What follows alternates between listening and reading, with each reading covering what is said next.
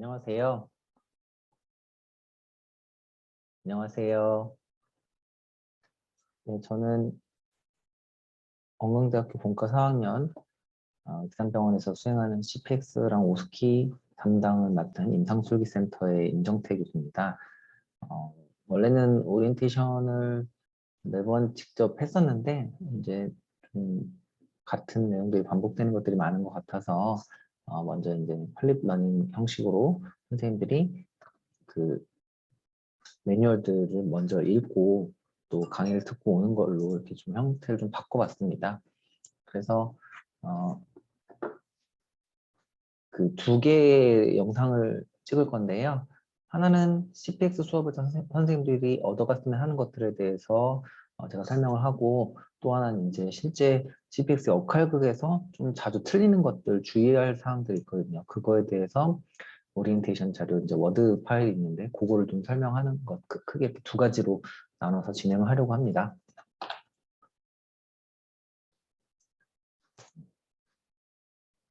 네, 그래서 이제 제 소개를 하면요. 저는 일단 왜 저 사람이 이런 강의를 하나 싶을 수 있는데, 저는 지금은 이제 원광대에선 진단학교실에 소속이 되어 있고 2022년 3월에 이제 발령을 받았어요. CPX 수업은 작년부터 하고 있었고요. 2021년부터. 저는 경희대학교 01학번이고 한방내과 전문이에요. 그래서 경희의료원 한방병원 한방순환신경내과에서 이제 내과 전문의를 취득을 했고요.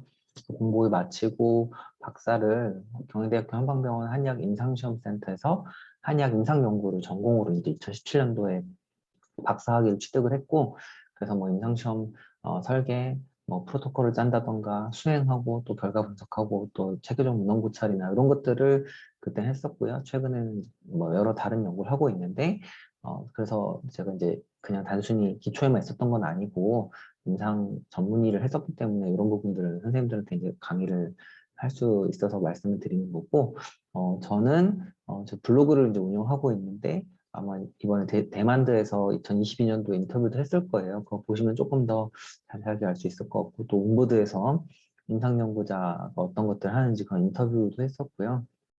그래서 이제 경희대에서 잠깐 연구교수로 있다가 동실한방병원에 이제 2017년에 가서 이제 진료교수 또 협진 재활센터 센터장 하면서 진료도 했었고, 또 CY라는 그 한약재질 개발하는 회사에서 기업부설 연구소장도 하다가 이번에 이제 조교수로 부임을 하게 되었습니다. 그래서 제가 했던 연구나 뭐 연구 관련 뭐 포스팅 이런 것들은 제 블로그에 보시면 좀 자세히 나와 있을 거고요.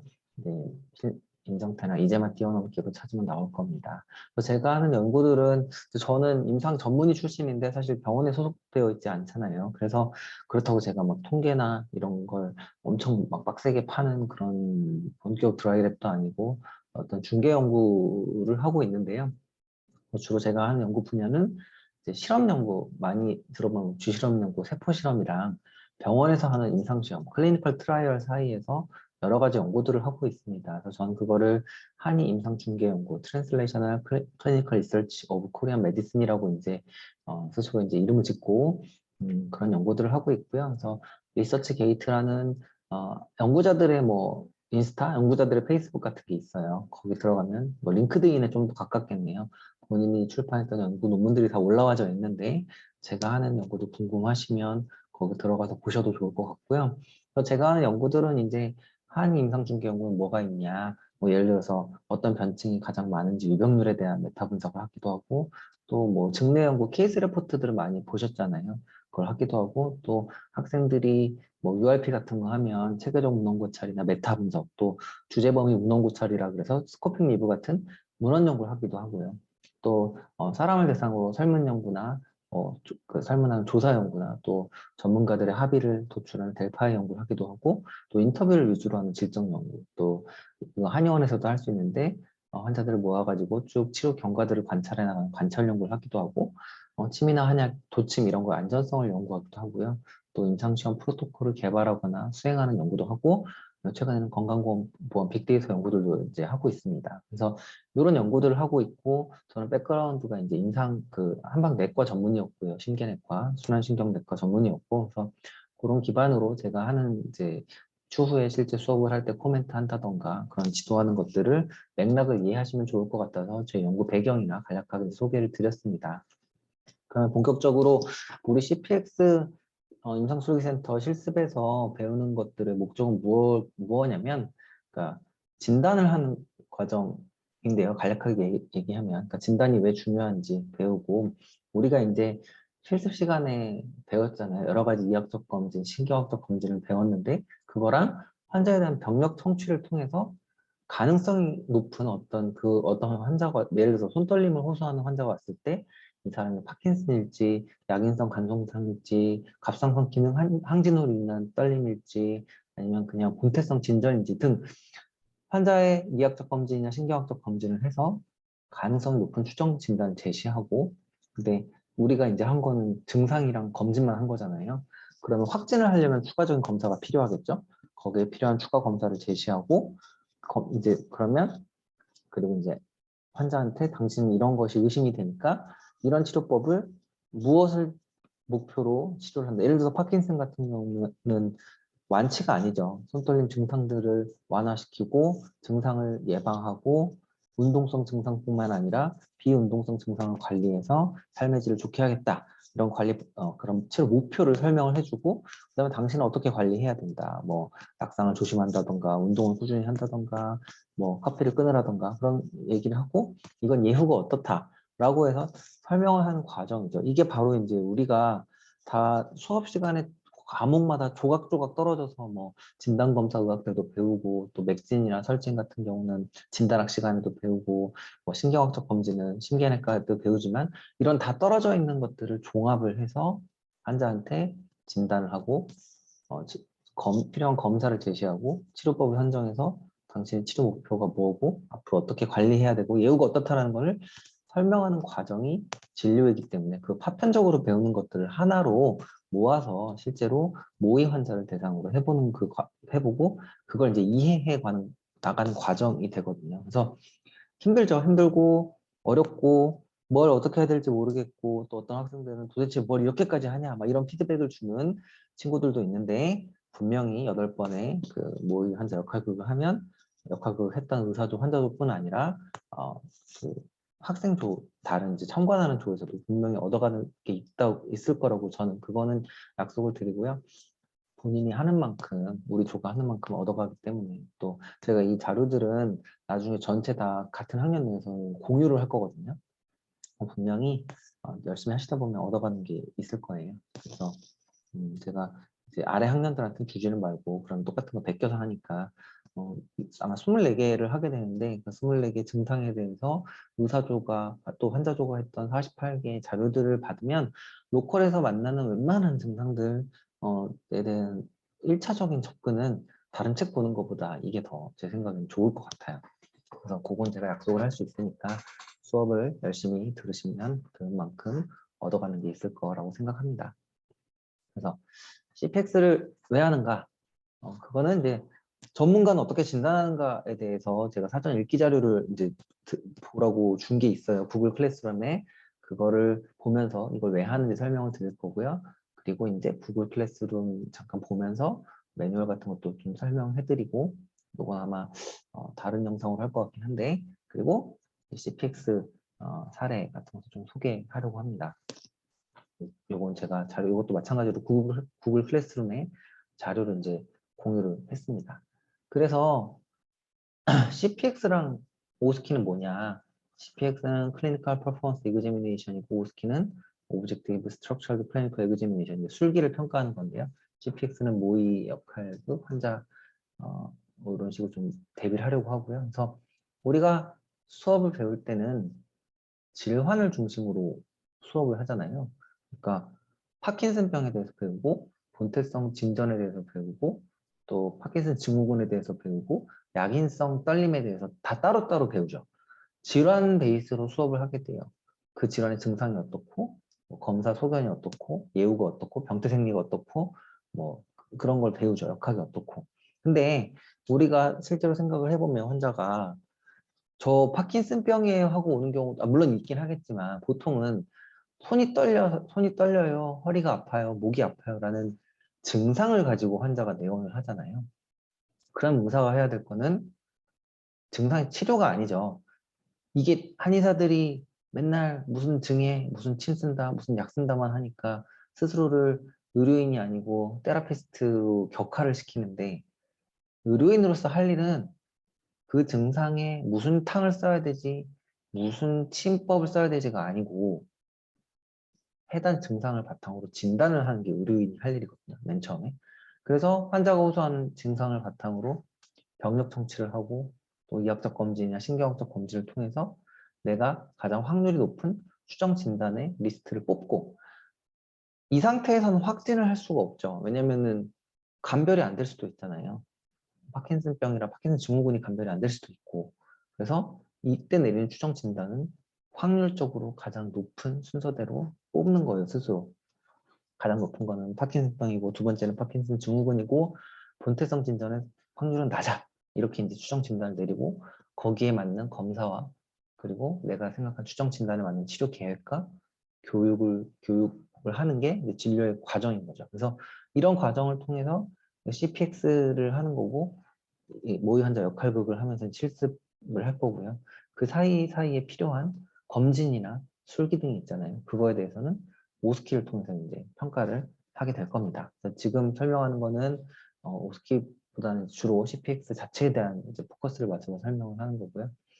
요거 이제 제가 읽으라고 얘기를 드렸었어요. 그래서 인도과학신문에 클리니컬 프로그램 솔빙이라고 요새도 이제 온라인으로 배우는 게 코로나 이후에 정말 본격화되었죠. 무크라 그러는데 매시브 오픈 온라인 코스웨어라 그래서 이제 온라인상에 뭐 코세라나 에드엑스나 우리나라도 K 무크라는 게 있고 그런 플랫폼에 올려놓으면 그걸 이제 듣고 그 강의를 듣고 거기서 나아가는 숙제를 하고 뭐 이런 식으로 하게 되는데 제가 예전에 클리니컬 프로블럼 솔빙이라 그래서 전문가가 어떻게 진단하는지에 대한 그런 이제 그 코세라 강의를 들은 적이 있었어요. 그래서 거기 내용들을 좀 요약해서 이제 글을 놨었고 이제 제가 주로 떨림을 위주로 좀 설명을 예시를 그게 좀 알아듣기가 편한 것 같아서 그걸 위주로 설명하려고 하는데 이제 병력 청취 우리는 이제 그렇게 생각하잖아요. 한의원에서 검사 도구도 없는데 우리가 얼마나 뭐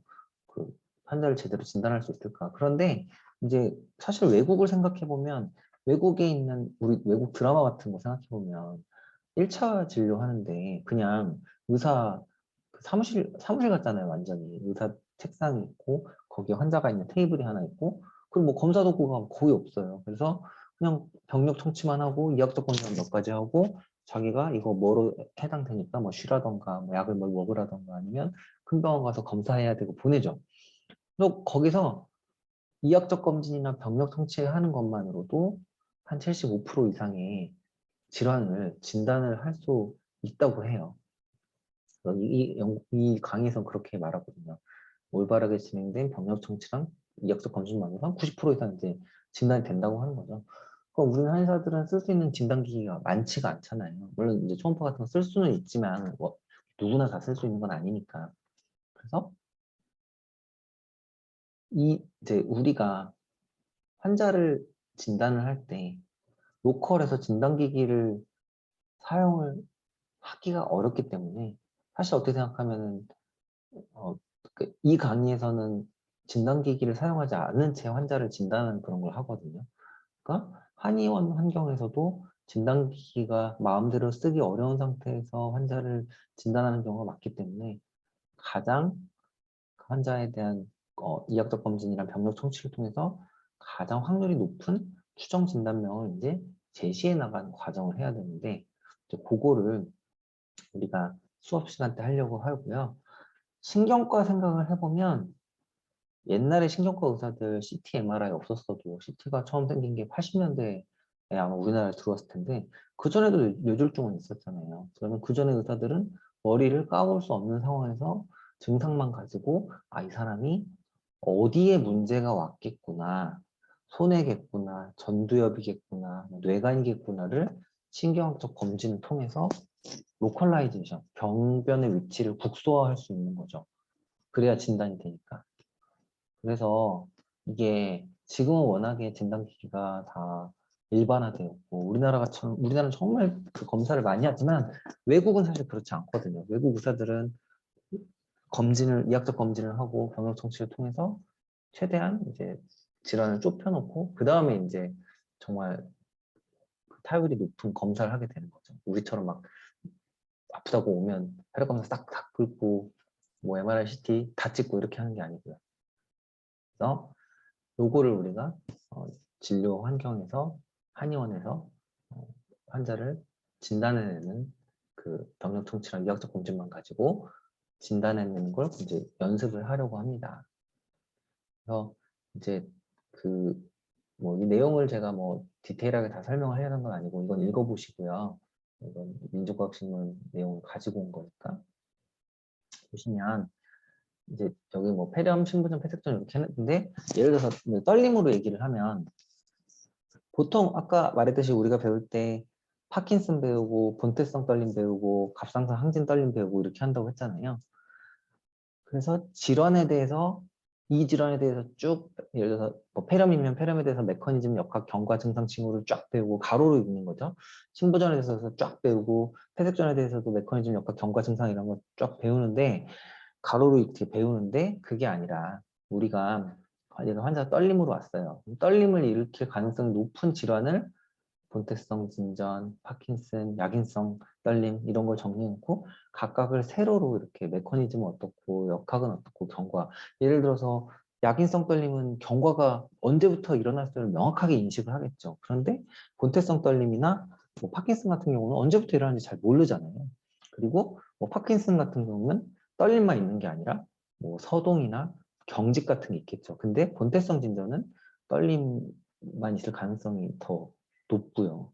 그리고 뭐 메커니즘 왜 생겼는지 또 역학 같은 경우에도 이제 아무래도 파킨슨은 좀 더 고령자가 많을 거고 본태성 떨림은 뭐 20대에서 50대 여성이 더 많은 경우도 있고 뭐 이렇게 잘 걸리는 사람들이 다르단 말이에요. 그래서 이거를 질환 같은 증상이 있을 때 질환별로 이걸 이렇게 세로로 채워가면서 비교를 하다 보면 아 이게 환자한테 물어봐야 될 게 뭐고 질환별로 특징이 다르기 때문에 어떤 거를 잘 이제 캐치해야 된다는 거를 알게 돼요. 그래서 이런 거를 디디즈 일리스 스크립트라고 하고요. 이것도 이제 제출을 하게 할 거예요. 그동안은 이런 걸 안 만들고 다 질환별로 쭉 가로로만 이렇게 배웠는데 어떤 증상에 대해서 가능성이 높은 질환 목록을 제시하고 이렇게 표로 만드는 걸 이제 하려고 합니다. 그래서 이게 이제 수직적 읽기에 유용한 도구가 여기 디지즈 일리스 스크립트라고 되어 있고 몸속의 증상이 몇백 아주 많지 않기 때문에 질환은 정말 많잖아요. 근데 신드롬은 생각보다 많이 없어서 우리가 이제 수업하면서 24개 커버하고 또 나중에 공부해 나가면서 몇 가지를 더 이제 해 나가면 1차 의료에서 할 수 있는 한의원에 오는 질환들은 웬만큼 이제 커버가 다 될 거라고 생각을 하고 그래서 이 질환별로 뭐 위험 인자는 어떻게 되고 노출 인자는 어떻게 되고 뭐 예를 들어서 당뇨가 있으면 하월성 심질환 가능성이 높아진다 이런 식으로 이런 것들을 다 이제 일일이 정보를 다 가져와야 되고요. 예를 들어서 그 히피처 같은 경우도 떨림증인데 파킨슨병이면은 그냥 떨림만 있는 게 아니라 뭐 보행에 문제가 있거나 뭐 경직이 있거나 서동 이런 게 있겠죠. 그럼 그런 게 있으면 다른 질환이나 좀 특징적으로 이제 배제가 되잖아요. 약인성이나 뭐 갑상선 떨림 이런 거. 갑상선 항진으로 인한 떨림이면 떨림이 있겠지만 그것만 있는 게 아니라 열 불내성도 있을 거고 뭐 체온 뭐 어떤 체중 감소도 있을 수 있고 그렇겠죠. 그래서 그런 부분들이 이제 다르고 타임 코스도 파킨슨 같은 경우는 병이 천천히 가는데 떨림증이 예를 들어서 뭐 혈당 문제 때문에 왔거나 아니면 약물 때문에 왔거나 이런 건 되게 급격하게 갑자기 생기잖아요. 그래서 이런 타임 코스만으로도 병을 배제할 수 있는 것들이 많아지게 되죠.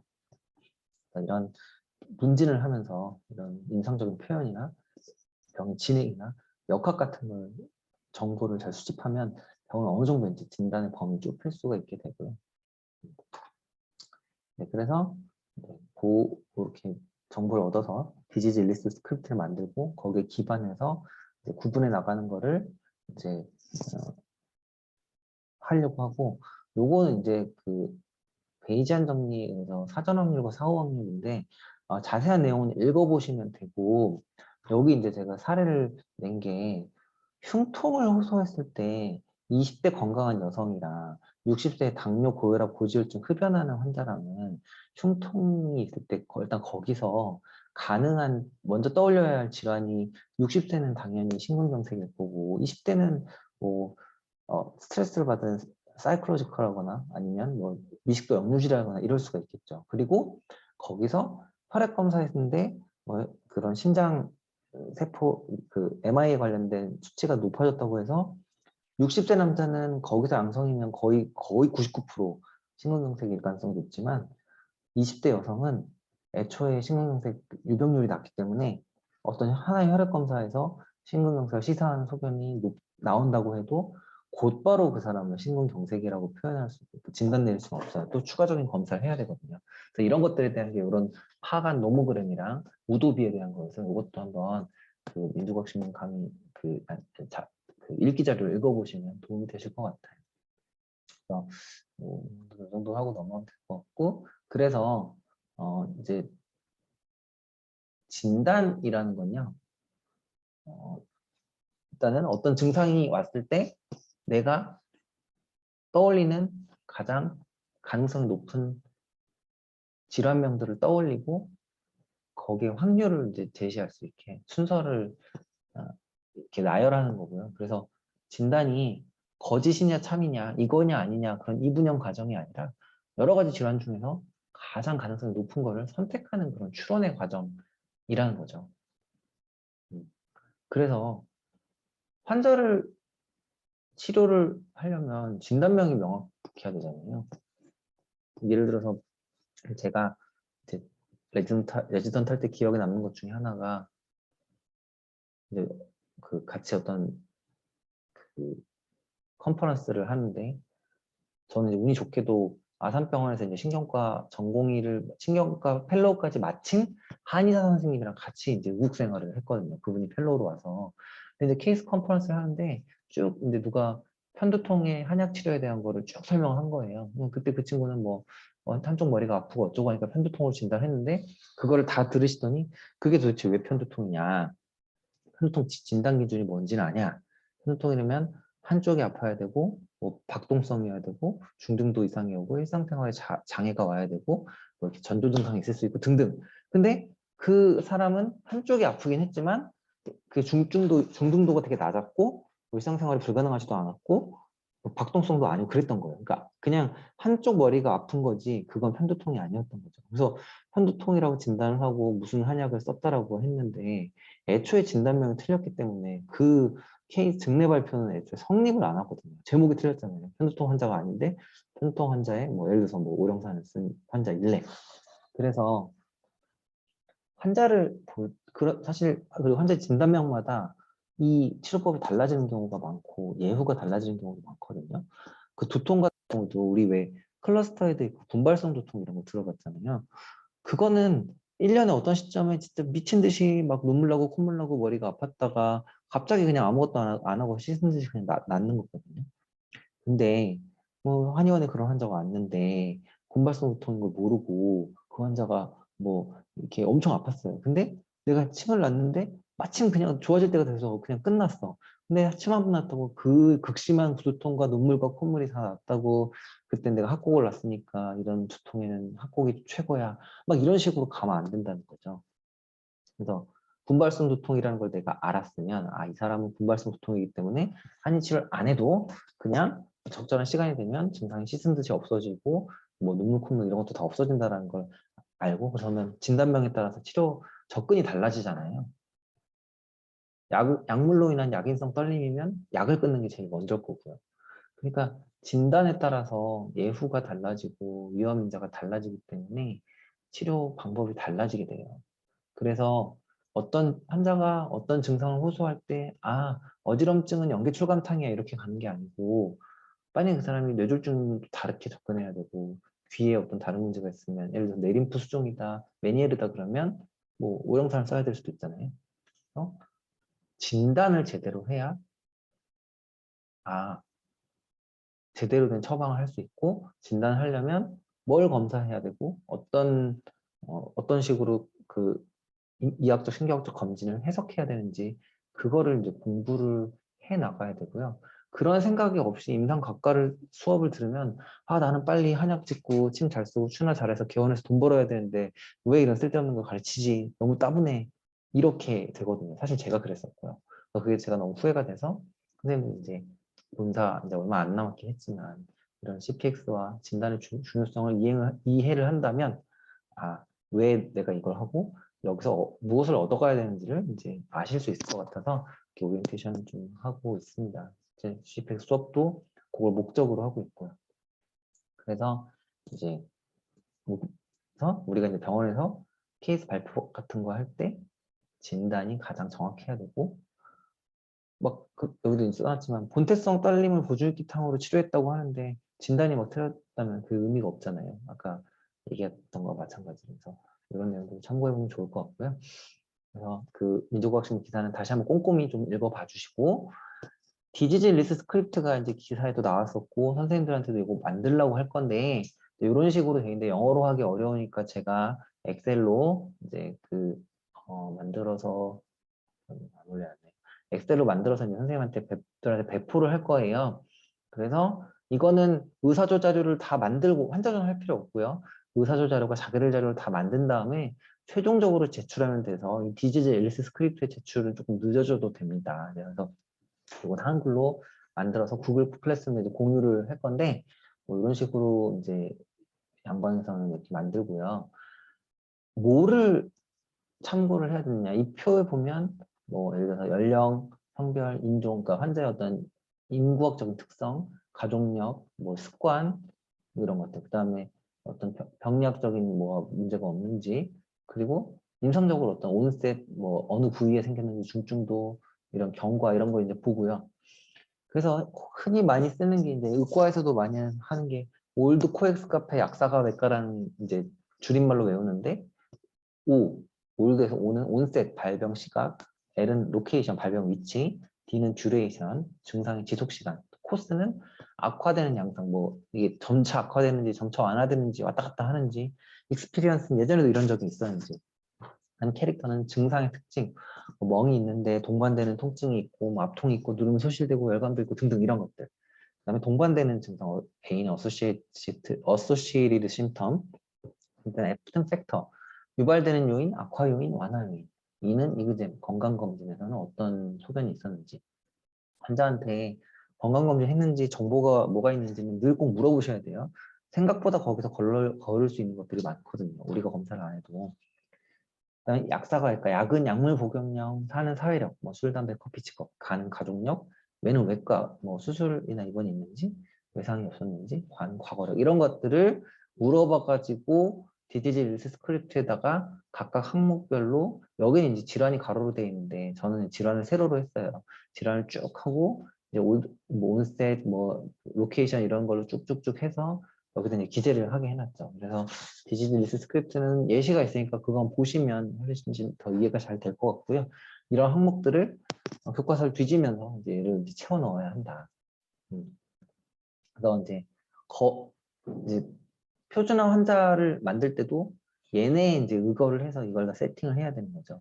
여기 보면 이제 이런 책들이 있는데 CPX 책 같은 거 보면 나와 있는데 뭐 성별, 주소, 그다음에 뭐 온셋, 듀레이션, 로케이션 이런 식으로 거기 맞춰서 이렇게 해놓잖아요.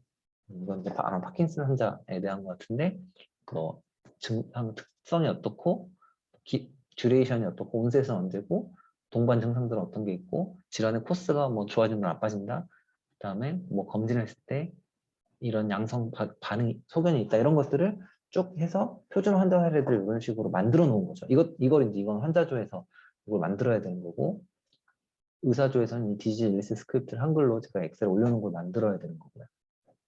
여기 넘어가고 그래서 그거를 준비하고 CPX 역할극을 이제 진행을 하는데 그거에 대해서는 제가 별도의 매뉴얼로 CPX 역할극 진행 어떻게 할지 설명을 해드릴 거고 그 매뉴얼은 이제 워드 파일 유인물로 있으니까 그걸 보면서 구글 클래스룸의 순서를 따라가면 이제 쉽게 좀 알 수 있을 거고요. 오스키 자체는 별도의 수업인데 요거는 좋은별 친구과 전문 선생님이 지도를 해주실 거예요. 이거는 별도로 이제 얘는 오리엔테이션 할 거고 신경학적 검진 같은 거 어디서 찾아야 되나요? 물어보시는 분들이 많은데 정말 정말 정말 많아요. 요새는. 저 2007년에 8년에 인턴 레지던트 할 때만 해도 신경학적 검진을 글로 책으로 배워가지고 이게 도대체 게이트가 파킨슨 게이트는 어떻고 뭐 정상 걸으면 어떻고 수두증에 걸으면 어떻고 이런 걸 알 수가 없었는데 지금 이런 거 올려주시는 분들이 전 세계적으로 정말 많기 때문에 내가 궁금한 사인 검사 뭐 보고 싶으면 유튜브 치면 다 나옵니다. 그래서 거기서 원하는 거 찾으실 수 있고요. 여기는 단 하나의 그런 사례일 뿐이지만 다른 유튜브들 뒤져보시면 정말 많은 그 신경학적 검진, 이학적 검진 사례랑 정상, 비정상 소견들을 확인할 수 있고 여기도 이제 온라인 메디컬 비디오라는 그 채널에 신경학적 검진을 다 여러 가지들이 이제 나와 있어요. 뭐 보시면은 이제 도움이 되실 것 같고요. 특히나 신경학 질환 하시는 분들은 심음, 폐음, 장음 이런 것도 CPX 하면서 하게 할 건데 이것도 너무너무 많습니다. 유튜브에 찾아보면은 이제 다 있고요. 사실 학생 입장에서 듣고서 이게 뭐 아우틱 리거지테이션인지 미트랄 스테노시스인지 구분하기는 어렵죠. 그런데 우리가 사실 한의원에서 한다는 건 결국 이상이 있는 거를 잡아내고 배제하려고 하는 거잖아요. 들어보고 아 이게 뭐 뭔지는 모르겠는데 정상 심장 소견은 아니야. 심음 소견은. 정상 호흡 소견은 아니야. 이건 할 수 있어야 되잖아요. 그러려면 어떻게 해야 돼요? 정상 심음 소견을 엄청 많이 들어야겠죠. 그 정상 소견을 이제 많이 들어보고 그걸 또 제공을 하고 중간에 하다 보면 비정상인 걸 가지고 오는 환자조들이 있어요. 그런데 듣고 또 맞춰야죠.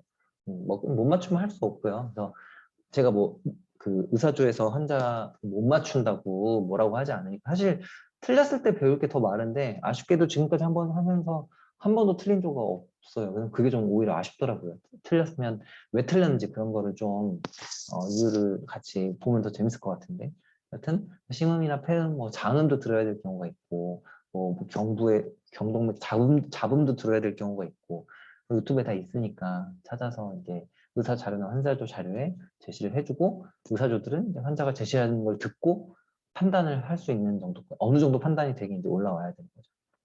그다음에 CPX 사례는 제가 매뉴얼 줄 거고 또 동영상 이전 주에 했던 거 동영상이랑 그 NCKM에 올려져 있는 동영상을 보면서 이제 같이 보시라고 했잖아요.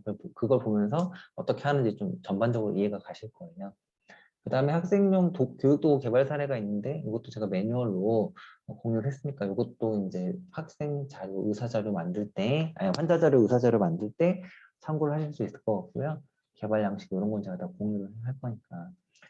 참고 자료는 CPX 관련 책들이 엄청 많은데 하다 보니까 계속 좀 바뀌긴 하더라고요. 저도 첫 회 하던 소개했던 이제 참고 서적이랑은 지금 엄청 달라져 있는데 이 진단학 책이 CPX 초기에 나왔던 책이고 어떤 증상이 있을 때 그 증상에서 가능한 진단명들을 쭉 나열하고 무슨 증상이 양성, 음성일 때 어떤 질환의 가능성이 어떻게 되는지, 우도비가 어떻게 달라지는지, 우도비를 통해서 어떻게 확률이 달라지는지 요거 이제 제시했기 때문에 이 책이 가장 좀 기본이 될 책일 것 같고요. 최근에 원대 의대 도서관에 뭐 10미니츠 CPX 시나리오 세트 이런 책이 나왔는데 이것도 엄청 잘 돼 있더라고요. 얘 보셔도 좋고 한 권으로 끝내는 CPX 이 책도 좋고 제가 이렇게 책을 알려주는 이유는 팀을 잘 짜가지고 이 분반에서 다 같이 좀 중앙도서관에 있는 책들을 빌려서 의대에서도 막 빌리고 또 어떤 조는 자기만 빌려가지고 보다가 다른 조 필요한데 주지도 않고 막 그러면 참고할 책이 없어지거든요. 근데 이게 책이 몇 권 없기 때문에 팀을 잘 구성해가지고 같이 중앙도서관 책들을 대여해서 좀 쉐어할 수 있는 그런 분위기였으면 좋을 것 같아요. 원대 의대 도서관에는 좀 많이 있거든요. 그다음에 뭐 간별 진단의 정석이나 스마트 1차 진료 메뉴 이런 책도 되게 이제 참고하기 좋고 또 내과 질환 같은 경우에는 권수원 교수님, 그 경희대 권수원 교수님이 쓴 한방내과 진찰 진단 치료 가이드 이 책도 좀 참고가 될 거. 근데 어떤 조는 메디스트림 그냥 뺏겨오는 경우가 있는데 그러지는 않으셨으면 좋겠습니다. 그건 제가 백을 줍니다. 신경학 관련 환자는 어떤 이제 증상 시나리오를 구성을 해야 되잖아요. 이 책이 제일 좋은 것 같아요. 이제 판은 계속 바뀌어 나오긴 할 텐데 신경학 교과서로 이제 의대에서 쓰고 있는 신경학 책이 사실 제일 좋고요. 또 신경학과 질환의 간별 진단 시나리오 이런 건 이제 일본 애들이 되게 잘 만들죠.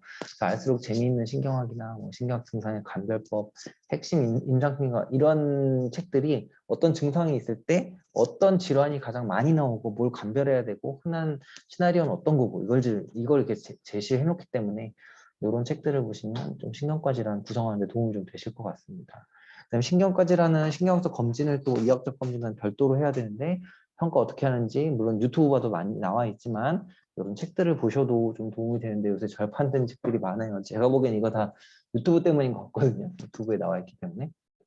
임상 그런 술기인데 검사인데 눈으로 보는 게 책으로 보는 것보다 더 좋잖아요. 이런 건 보셔도 좋을 것 같고 그다음에 이제 CPX나 오스키 진행 사례 유튜브는 제가 17학번 선생님 사례 영상 이거는 아마 구글 클래스룸에 올렸던 것 같은데 피로에 대해서 이거 보셔도 좋고 또 거기 이제 제가 5개를 보라고 해놨거든요. 구글 클래스룸에 그걸 좀 미리 보시면 1주차 과제잖아요.